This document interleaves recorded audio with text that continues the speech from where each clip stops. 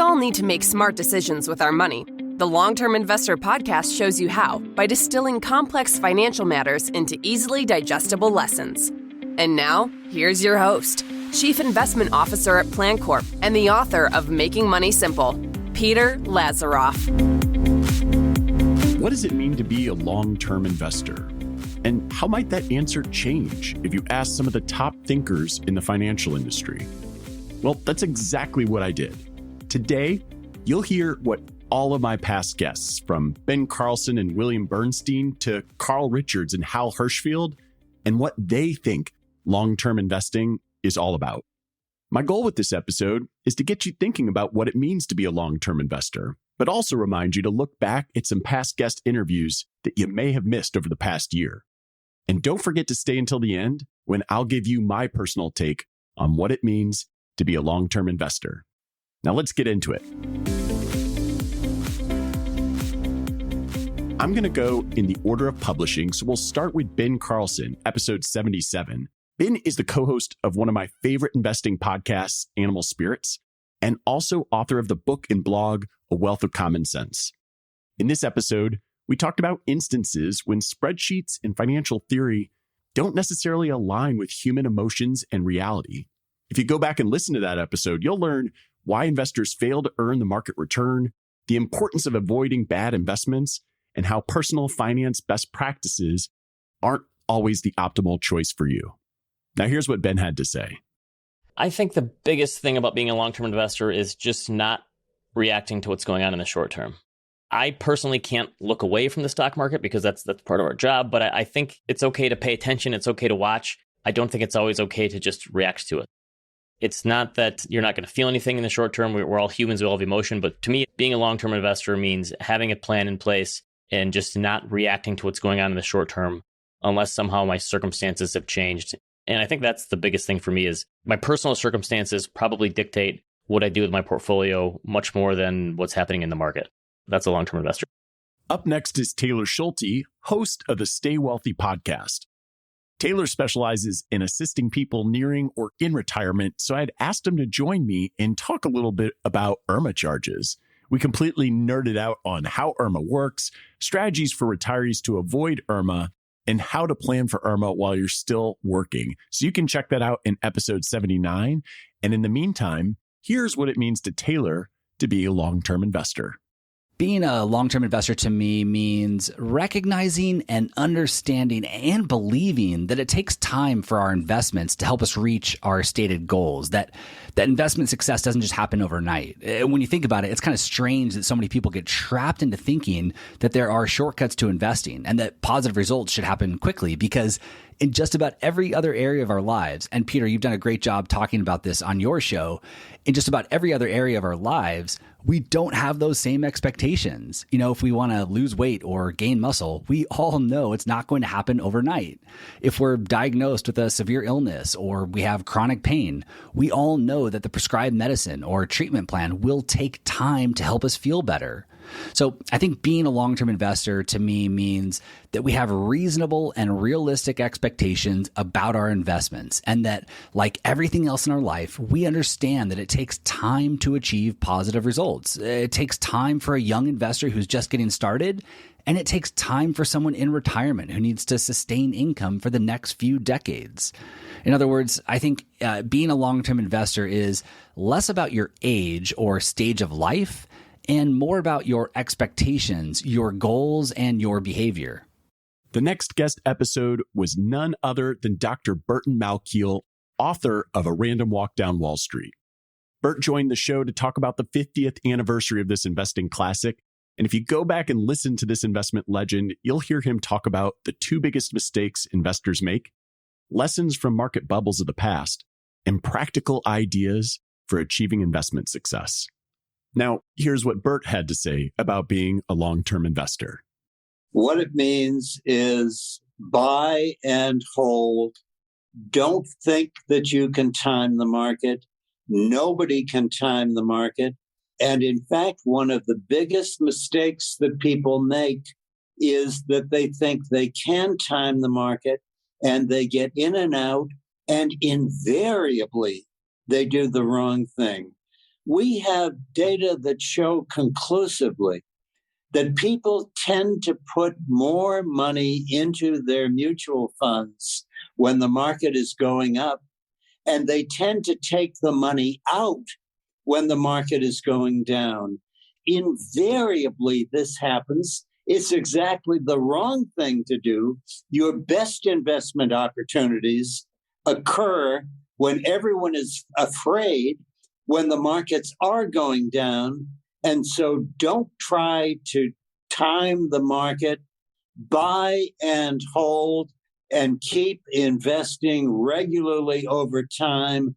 This is what it means to be a long-term investor, and this is the key to investment success. I love talking shop with colleagues from around the country and wanted to give you a sneak peek into those conversations. So these next two guests come from an episode where I featured two of my favorite chief investment officers, Phil Huber and Rubin Miller.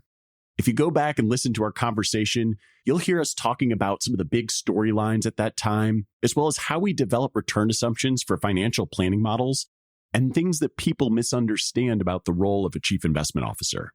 We'll start with Phil Huber, author of The Allocator's Edge and Bips and Pieces. Here's what he had to say about being a long-term investor. To me, being a long-term investor means whether you are coming off a really strong year of performance or a really poor year, you're not going to dramatically change your portfolio in response to that. And now here's what Rubin Miller, author of Fortunes and Frictions, had to say. There's a significant portion of your portfolio that you don't give a shit about for many, many years. It's really hard. Next up, we have Dasarte Yarnway, founder of Yarnway Wealth Management, head of community at Altruist, and co-founder of Onyx Advisor Network. In my episode with Dasarte, he shares his personal story and the motivations for working towards changing the landscape of the financial services industry, one client and one advisor at a time. When you go back and listen to our conversation, you'll learn about changes in the financial services industry over the last decade, the importance of diversity in financial services and how to increase it. And lastly, we talk a little bit at the end about the most important things an advisor can do for business owners and entrepreneurs. Here are Dasarte's thoughts on what it means to be a long-term investor. When I think about long-term investing, I think about discipline and commitment. Being a long-term investor to me means being extremely disciplined and committed to your goal and the journey. Robin Powell is an award-winning journalist and campaigner for positive change in global investing, advocating for better investor education and greater transparency. I invited Robin on the show to discuss what evidence-based investing is all about, the importance of developing a financial plan prior to choosing investments, and the differences in adoption of evidence-based investing outside the United States. Here's what Robin had to say about being a long-term investor. For me, being a long-term investor is essentially paying no attention whatsoever to the stock market. Jack Bogle, who's one of my heroes, famously said that the stock market is a giant distraction from the serious business of investing. And for me, that really hits the nail on the head. It's completely irrelevant which stocks or which sectors are going to do best or which countries are going to outperform over the next 12 months. It's almost impossible to say, and it is impossible to be consistently right all of the time. It's the same with market timing. Will markets go up or down tomorrow, next week, next month, next year? It's extremely difficult, if not impossible, to say with any accuracy consistently. So being a long-term investor is saying, in answer to those questions, frankly, I don't know and I don't care. The Secure 2.0 Act, passed at the end of 2022, included over 100 changes to the rules governing retirement savings. That's why I invited PlanCorp's Chief Planning Officer, Brian King, to join me and talk through the most important opportunities resulting from the legislation. In episode 90 with Brian, he talks about the impact of Secure 2.0 on people nearing or in retirement. He also goes into how new provisions make it easier for workers to balance current needs with future goals, and we also discuss some of the biggest planning opportunities from Secure 2.0 Act. Now, here's what Brian had to say about being a long-term investor. When I really think about that, it's like, it always brings me back to like focusing on the basics, and the basics really matter over a long period of time. That's having a strategy and sticking to it, whatever that strategy is over time, not flip-flopping between strategies, keeping costs low, diversification. Those are all the things that allow you to have a good experience over a long period of time. The only other thing is that I think also just starting and getting momentum towards becoming a long-term investor is really important versus, I think, just like a lot of other changes you might make in your life, people worry about what's the perfect way to start versus no, just get going. Just start saving. Don't worry about the best place to save and what the best investment is. Like, just start saving, right? Just start eating better. Just start running. Just start learning the new skill. Just start. Jeremy Schwartz, Global Chief Investment Officer at WisdomTree, joins me in episode 92 to talk about the 6th edition of Stocks for the Long Run, which he co-authored with Professor Jeremy Siegel. In our conversation, we talk about why you should want to own stocks right now, why fundamental indexing is better than indexing, and how to manage cash in the current yield environment. Here's what Jeremy had to say.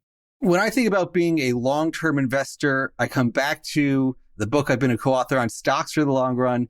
You got to think about, in the short run, stocks are going to be the most volatile asset, but over the long run, bonds have suffered from inflation. Stocks have been one of the best ways of accumulating wealth over the long run. When you extend your holding period from, call it 1 year, where you only have about 2/3 odds of stocks beating things like treasury bills, when you get to 10 years, the odds go up to something like 85% over the last 150 years. Go to 20 years, it gets to closer to 99%. Did stocks beat something like treasury bills?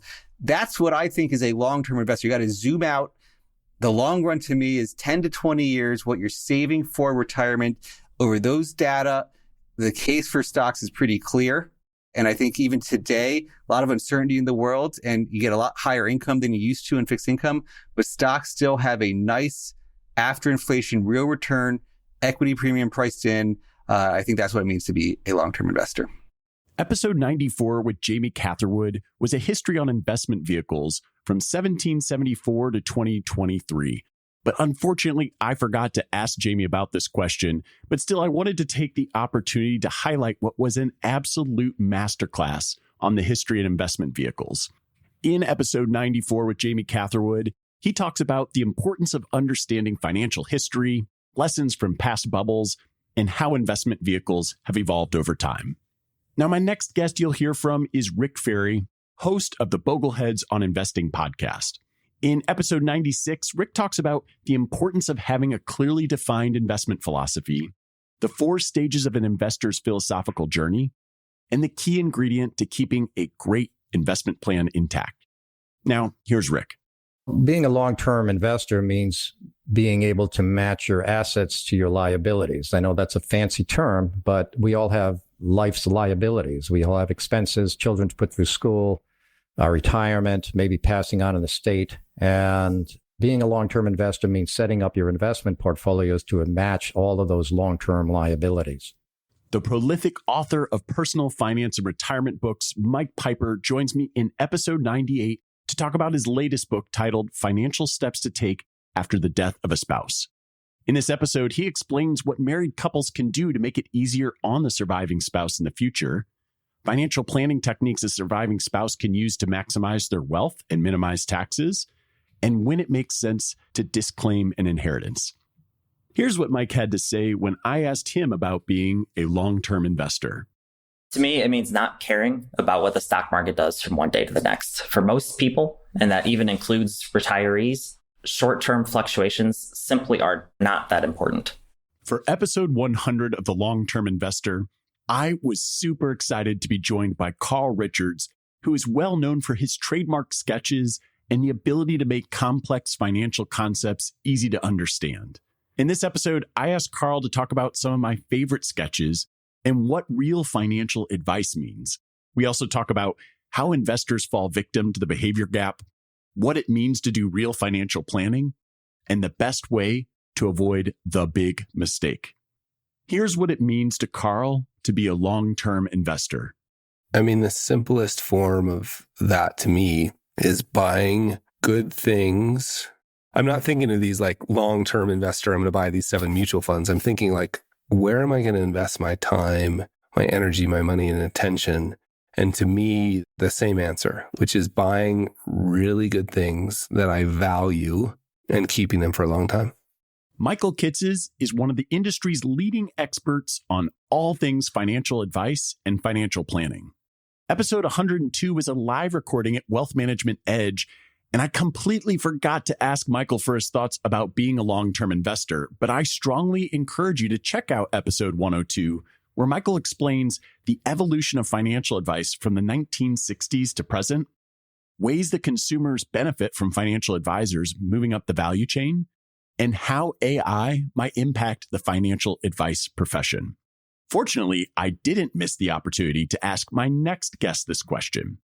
In episode 104, I'm joined by Ashby Daniels, author of Money Visuals, to discuss the problems with conventional wisdom and how that feeds into what investors get wrong. We also talk about a new way to think about risk and how to define investment success. Here's what Ashby Daniels had to say when I asked him what it means to be a long-term investor. I believe that a long-term investor is somebody who is quite literally a permanent owner of equities, as I view it. Somebody who's not concerned about the headlines, somebody who can look at what's going on in the world today and still see a brighter future. You could encompass almost every big financial lesson into one phrase, which is that of being a permanent owner of equities. Polina Pompliano is the author of Hidden Genius, the secret way of thinking that powers the world's most successful people. She's also the founder of The Profile, a media organization that studies successful people and companies. And in episode 106, she joins me to talk about why mental models are more important than life hacks, how to problem solve in a crisis, and the difference between systems-based and outcomes-based thinking. Here's what Polina had to say when I asked her, what does it mean to be a long-term investor? So to me, being a long-term investor requires having a goal and having the longevity and courage to see it through. Ultimately, the longest term investment that you can have is betting on yourself and figuring out what is your purpose in this life and how you're going to get there. To me, being a long-term investor is finding something meaningful that you can dedicate your time and resources to and just seeing it through and not being distracted by the daily volatility of emotion. The last guest that I had where I forgot to ask the question was Jill Schlesinger, host of Jill on Money and award-winning business analyst for CBS News. She had come on the show to talk about her new book, The Great Money Reset. And we talk about things like what does it mean to do a great money reset, the differences between the money reset experiences by age, and timely financial steps to build the life you really want. So if you want to hear that conversation, go ahead and scroll back to episode 108 with Jill Schlesinger. My next guest was Mathieu Pellerin, a senior researcher and vice president at Dimensional Fund Advisors. And he came on the show to talk about his recently published research on the impact of factor investing on retirement outcomes. So we discuss in this episode things like how a core portfolio differs from an index portfolio, the impact of investment strategy on the accumulation, decumulation, and bequest outcomes, and when the short term, when you're looking at data, ends and the long term begins. Here's what Mathieu had to say when I asked him what it means to be a long-term investor. For me, the biggest thing about being a long-term investor is really your state of mind. Obviously, it's not about your investing horizon, and it's not even about staying in your seat, because even if you stay in your seat, you stick to your plan, but you're just having a horrible time, you're anxious about your portfolio all the time, to me, that's a bit of a Pyrrhic victory, essentially. So to me, to be a full-blown long-term investor, it means that you have a mentality that you trust the markets, that in the long run, markets do their job at allocating capital. Firms are going to innovate, come up with new products and services. They're going to grow in value, and then the equity returns is going to follow, basically. So I would say that's the most critical thing. It's really enjoying the ride, essentially, and just finding that right state of mind. John Jennings, author of The Uncertainty Solution, joined the show for episode 112, where he explains how to invest with confidence in inherently uncertain and unpredictable markets. We talk about how humans react to uncertainty, the difference between the economy and the stock market, and the role of skill and luck in investing outcomes. Here's what John had to say. It means not looking at your portfolio. It's really hard to be a long-term investor when you're getting short-term stimuli. And I think about a thought experiment. In fact, I think like maybe Charlie Munger came up with it, which is, what would you invest in if you couldn't touch it for 20 years? It sounds scary, and we've dealt with this a bit. If an owner of a business sells their company to what's known as an ESOP, an employee stock ownership plan, and they elect something called Section 1042, they don't pay any gains until they sell the proceeds of what they reinvest in. But there's special rules for what they reinvest in. The main way they do that is you can buy U.S. stocks and U.S. bonds. Individual. You can't buy ETFs. You can't buy mutual funds. They have to be individual stocks. And if the stock is ever sold or gets merged away or goes out of business, then you have to recognize the gain on that portion. So when you do this, and we've done this before, you buy 70 or 100 stocks, and you're like, we're not going to touch these for decades or longer. The stocks over time will get merged away and things will happen to them. There's sort of like a half-life or radioactive decay of them.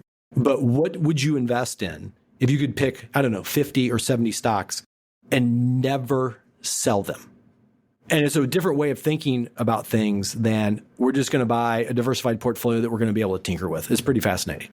Cait Howerton was the first of two guests that I asked to come on the show to talk about student loans, a topic that had been requested quite a bit in the comments sections of the show. In this episode, Cait shares some challenges high-earning professionals with student loans face, strategies for managing student debt during the low and high-earning years, and how to manage lifestyle creep. But here's what Cait had to say about what it means to her to be a long-term investor.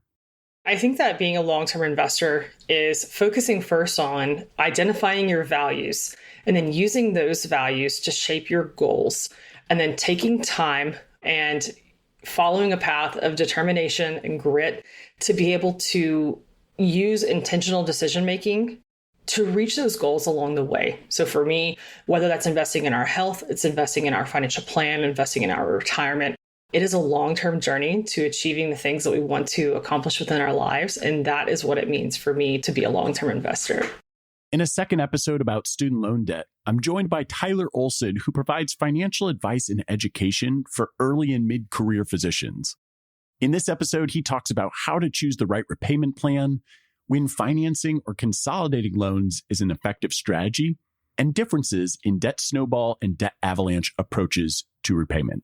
Here's what Tyler had to say about being a long-term investor. Being a long-term investor means that I'm putting my hard-earned money where it has a decent potential to grow, but doesn't involve my mental management. In episode 116, I talk with Jesse Cramer, author of the Best Interest blog. Our conversation is about the astounding math behind car ownership, and we get into details like how to evaluate the impact of time owned versus miles driven, when a used car purchase is smarter than a new car, and how leasing compares to owning. Here's what Jesse had to say about being a long-term investor. Being a long-term investor means accepting the fact that you are going to be full of doubt, accepting the fact that you are going to be faced with lots of uncertainty, but when in doubt, zoom out. And so being a long-term investor means zooming out and seeing the world for what it is over the long run and having faith, because it's not all scientific. Some of it really is just having some faith that in the long run, markets rise, economies grow, and staying with it for the long run is the best, most certain way to achieve your investment goals. Live from Future Proof, the world's largest wealth festival, I had the opportunity to interview Meir Statman and talk about the evolution of behavioral finance and how the latest generation of behavioral finance focuses on holistic well-being. If you go back and check out that episode, we talk about the 3 generations of behavioral finance, the difference between errors and wants, and the trade-offs between a financially optimal and behaviorally optimal portfolio. Here's what Meir had to say about being a long-term investor. Well, when I think about myself as an investor, and I rarely think of myself as an investor, I think about myself as a person. What I think about is what money is for. And so I'm in this fortunate position where I never imagined that I'm going to accumulate as much wealth as I did. I remember years ago, my CPA said, Meir, you're paying a lot of taxes. And I said, I never imagined I'm going to earn as much as I'm paying in taxes. And I'm not going to spend my life complaining about taxes. And so I have more than I need. And so my wife and I, who is a graduate of Santa Clara, where I teach, we have established an endowment of several $1 million that pays really grants to faculty members in my department to support their research. This makes their life easier, helps their research, in a way helps all of us. And it also gives me that sense of pride. Yes, I gave up some of my wealth. I gave up some of the utilitarian benefits, but I also gained a whole lot of expressive and emotional benefit. That to me is to remember that I cannot take it with me. I can really share it with people who matter to me and causes that matter to me. And if I've been fortunate, it is, yes, I worked really hard and continue to, but I've been very lucky. And I surely can spend the luck portion of my money on other people. Susan Jones, a senior wealth manager and shareholder at PlanCorp, joined the show to talk about year-end tax and estate planning items. But not only did we talk about ways to reduce your tax liability in the current year, we also focused on the role that tax projections play in long-term financial planning. And as a result, Susan outlines a variety of multi-year planning opportunities that really impact retirees, working people with stock options, and business owners. Here's what Susan had to say about being a long-term investor. Peter, I really think of a long-term investor as someone who is willing and able to kind of rise above the noise and stay focused on the overriding investment philosophy. That's, of course, much easier to do when everything is going up and much harder to do in times of volatility. But I think that's really when it's the most important and so key to remember that reward only comes with risk. And again, being able to look away from some of those short-term and even daily volatility is really what it means to be a long-term investor. In episode 122, I'm joined by Hal Hershfield, professor of marketing, behavioral decision-making, and psychology at UCLA's Anderson School of Management. We talk at length about his book, Your Future Self, How to Make Tomorrow Better Today, covering all sorts of topics like how our identities change over time, why our future self feels like a complete stranger, and ways to make good long-term decisions easier on your current self. Here's what Hal had to say about being a long-term investor. To me, to be a long-term investor means making choices that, one, will benefit me obviously in the long term, but also along the way, and two, that have some flexibility baked in where I can consider changing my plan at some point if life turns out to be going differently than I thought it was. In episode 124, I have the opportunity to chat with Bill Bernstein, author of The 4 Pillars of Investing. We talk about all sorts of topics, including the history of risk, common traits of bubbles, how to project future returns, and even what might be some potentially attractive segments of the market. Now, here is what Bill had to say about being a long-term investor. It means two things. Number one, it means ignoring short-term volatility. That's the first thing that it means. And the second thing is it means not trading.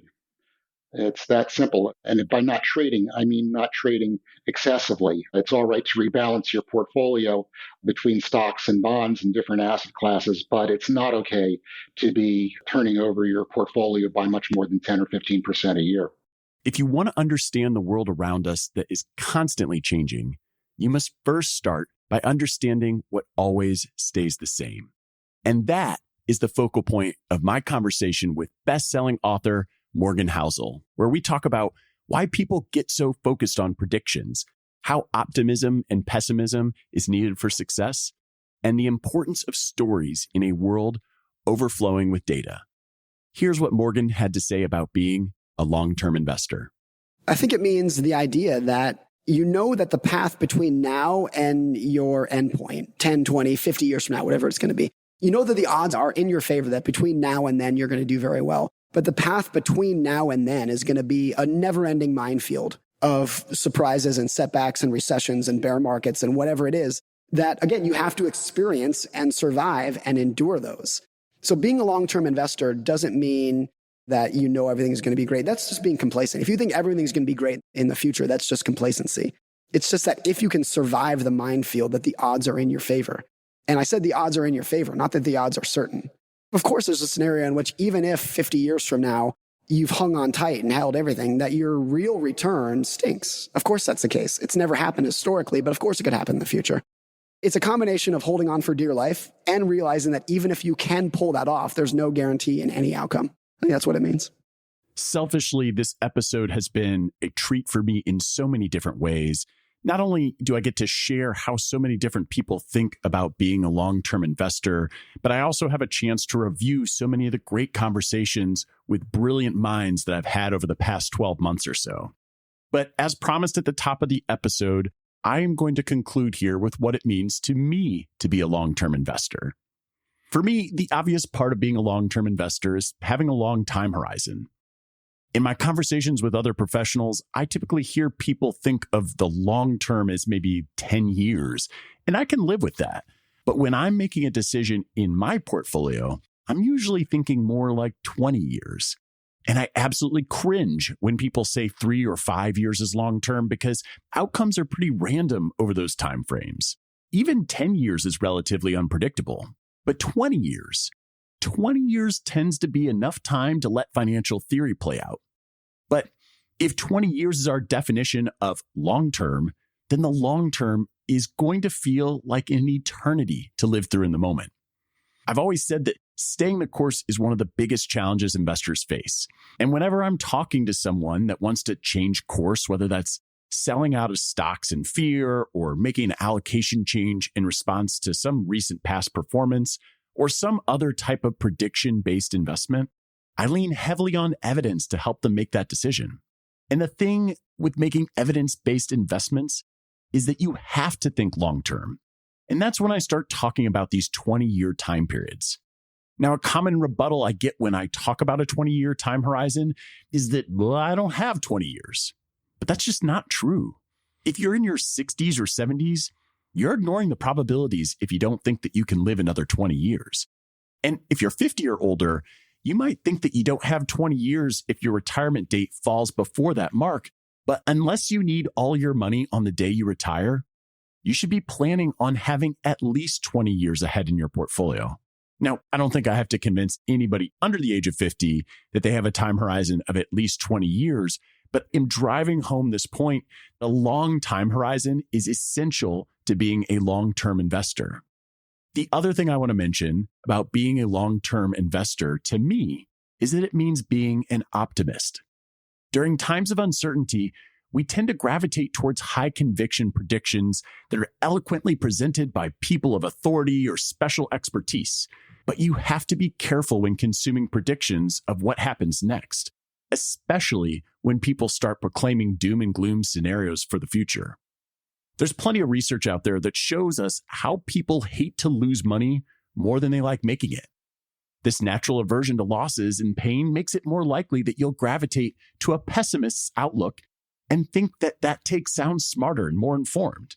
And in this age of social media and 24-hour news, you'll find no shortage of negativity to consume.